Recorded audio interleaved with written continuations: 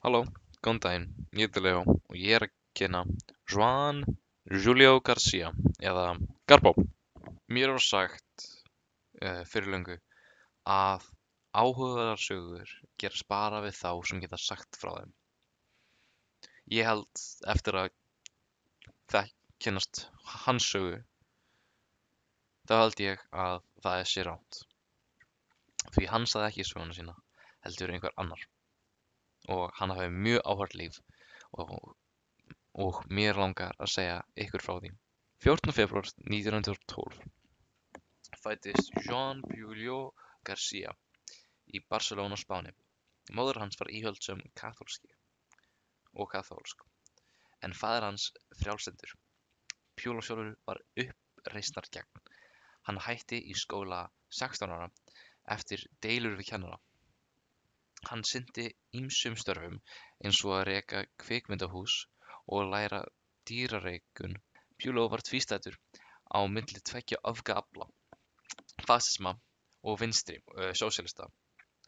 Fjölskylda hans var beitt harðræði af lýðveldissinnum vinstrimönnum og jörð hans var gerð upptæk. Hann fékk djúpa andúð á móti öfgastefnum, hvort sem þær voru fasískar eða sósíalistar. Hann barðist stuttlega með báðum fylkingum en skaut hann aldrei úr byssunni. Var Píolo sannfærður að berjast gegn hvers kyns harðstjórn. Þegar nasistar hófu sókn í Evrópu, leit hann á þá sem samtvinnu tveggja hugmynda sem hann hataði mest, þjóðveldissinna og sósíalisma. Hann reyndi ítrekað að bjóða Bretum njósnaþjónustu sína, en var hafnað þrisvar. Af því að Bretar vildu hann ekki í upphafi, ákvað Píolo að trolla Þjóðverja beint. Hann sannfærði þýsku leyniþjónustuna að hann væri öfgafullur pró-nasista stjórnmálamaður á leið til Londons. Fékk hann diplómatavegabréf með fölsuðum gögnum í Lisbon, sem hann sýndi Þjóðverjum til sönnunar. Í stað þess að fara til Bretlands sat hann í raun í Portúgal og skrifaði falsar skýrslur byggðar á breskum blöðum og handbókum. Píolo laug því að hann hafði marga undirmenn að störfum í Bretlandi. Hann safnaði almennum upplýsingum, til dæmis lestrartöflum, mannlífi og veðurferðum, sem styrkti trúverðugleika hans. Þýska leyniþjónustan trúði þessum skýrslum svo innilega að þeir hættu að leita af öðrum njósnurum í London. Hérna hægra megin er þessi njósnahópur sem hann sagðist hafa búið til. Það eru nöfn og smá sögur, eins og sumir eru dauðir. Og mér finnst mjög fyndið að sjá að þetta er bara listi af fólki sem var aldrei til.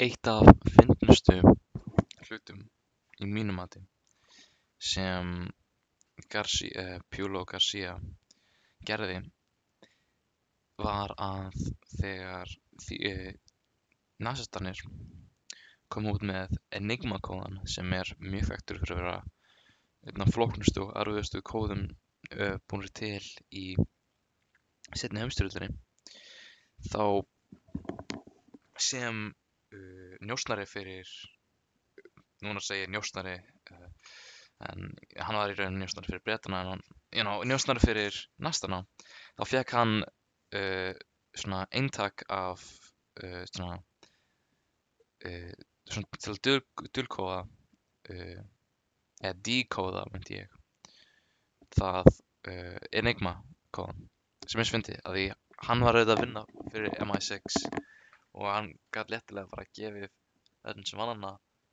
þá aðgang af þessu skjali sem myndi decóða Enigma-kóðann, sem mér finnst bara fyndið.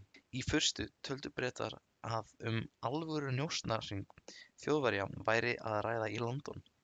Þegar þeir sáu að enginn slíkur hringur fannst, þá áttuðu þeir sig á því að einn mann gæti verið að ræða. Bandaríkjamenn tóku eftir hæfileikum Pujols og komu honum aftur í samband við bresku leyniþjónustu. Hann fékk loks inngöngu í MI6, fluttist til Londons og tók upp dulnafnið Garbo eftir leikarann Garbo, sem hún var í Annie og einhverjum öðrum myndum örugglega. Það sem ég kalla njóstabrögð Garbos í raun bara listi af hlutum sem ég fannst Garbo vera mjög góður í og það sem hann gerði mjög oft. Númer 1. Hófleg sannleiksgjöf. Hann deildi skaðlausum en raunhæfum upplýsingum til dæmis samgöngur til að sýna trúverðugleika sinn. Númer 2. Viljandi seinkun.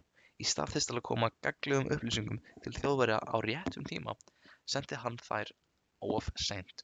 Númer 3. Blekkingar undirmenn. Allar misvísandi eða rangar upplýsingar voru réttlættar með því að einn af hinum 27 njósnurum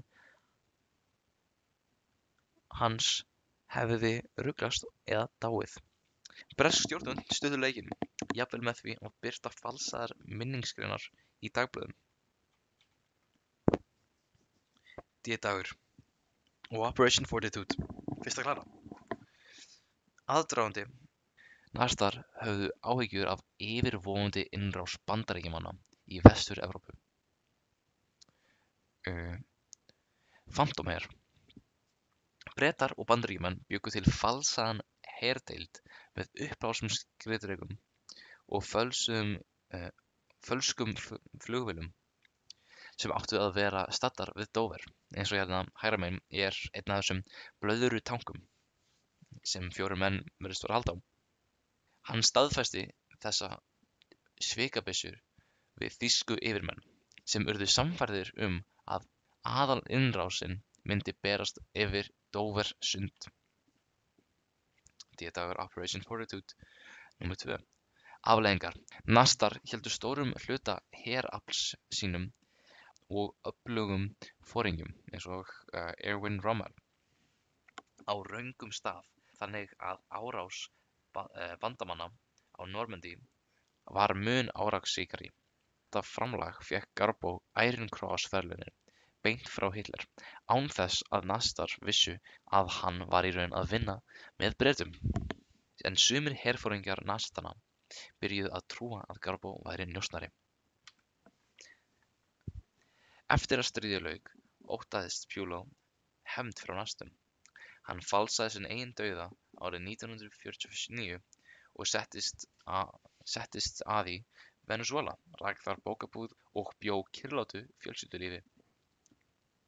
Árið 1971 fann breskur stjórnmálamaður hann eftir mikla leit. Hérna hægra megin sjáið þið bréf frá Garbo sem fundust á Fjörun bunker sem dánastaður Hitlers. Mér fyndið að þessi leigari, eða þessi njósnari, var svo treystur að meira the main guy, aðalkörinn Hitler, hann trúði honum líka og notaði þau sem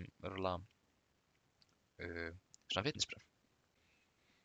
Eitt annað svolítið fyndið að sagan hans á svona mjög ákveðnu sjónarhorni hægt að sjá að auðvitað ég ekki að segja að þetta satt eða ekki, en hægt að sjá að ef þið hafið nokkuð séð Inglourious Basterds, þá einn karakter í henni sem heitir Christopher Waltz, spilaður af Hans Ladan. By the way, mjög góð mynd, mælum með henni. En þá þetta svona nasista herforingi sem svona viljandi svíkur nasistana til að vera með bandamönnum. En í myndinni þá hann svona, ó já, láta hljóma eins og ég var alltaf á ykkar hlið. Og mér finnst ekkert endilega fyndið að hugsa það, en maður getur svolítið séð að möguleiki hann var bara ekkert bandamaður, var að vinna með Bretum allan tímann. þú veist, I don't know, minnst bara fyndið það, pæli. Á 40 ára afmæli D-dagsins fór Pulo til Bretlands, fékk virðulega móttöku hjá konungsfjölskyldunni og sótti minningarathöfn yfir fallna hermenn í Normandí. Hann lést árið 1988 úr malaríu án þess að hafa nokkurn tímann reynt að uppskera almenna frægð fyrir störf sín. Takk fyrir mig.